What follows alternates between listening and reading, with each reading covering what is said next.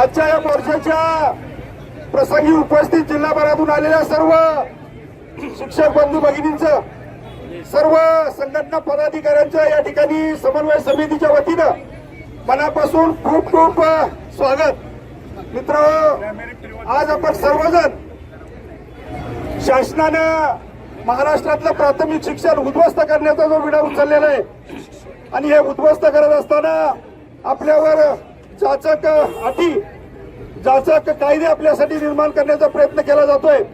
त्याचा विरोध करून या महाराष्ट्रातल्या ग्रामीण भागातलं प्राथमिक शिक्षण आपल्याला सगळ्यांना वाचवायचे आणि हे वाचवत असताना शासनाकडे पण सर्व संघटनांच्या वतीनं अनेक वेळा विविध प्रश्नांच्या अनुषंगानं आपण त्यांच्याबरोबर चर्चा करण्याचा प्रयत्न केला, आंदोलन करण्याचा प्रयत्न केला, अनेक गोष्टी केल्या, पण शासन कोणत्याही प्रश्नाकडे टिंबपणे बघताय, त्याच्याकडे दुर्लक्ष करताय। शासन सेशन चालू आहे, या सेशन काळामध्ये आपल्या प्रश्नाकडे शासनाचं लक्ष वेधावं या हेतून आपण आज महाराष्ट्रामध्ये समन्वय समितीच्या माध्यमातून भव्य मोर्चांचं आयोजन केलेलं आहे।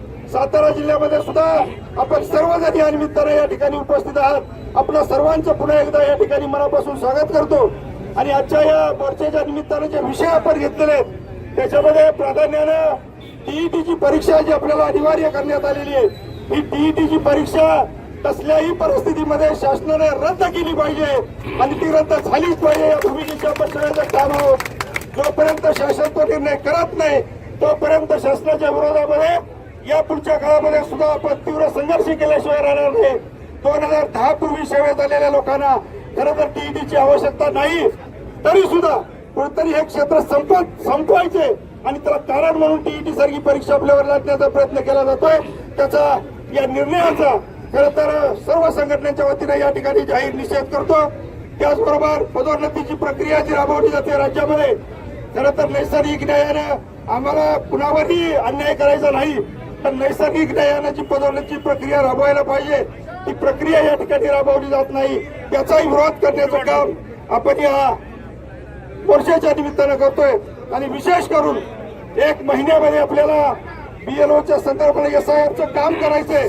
मित्र, एकीकडे शाळा करायची आणि दुसरीकडे महिनाभरामध्ये SIRचं काम करायचं। अत्यंत घाणेरडा, चुकीचा आणि अन्यायकारक निर्णय शासनाने घेतलेला आहे।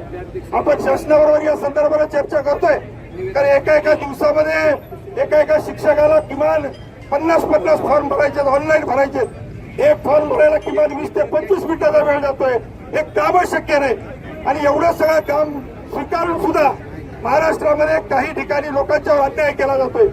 आज संभाजीनगरच्या विभागीय आयुक्तांनी आदेश काढलाय की जे लोक काम करत नाहीत त्यांना पोलिसांच्या मार्फत बोलवून घ्या, त्यांच्या मार्फत त्यांना वाटलं तर अटक करा, पण काम करायला भाग पडा।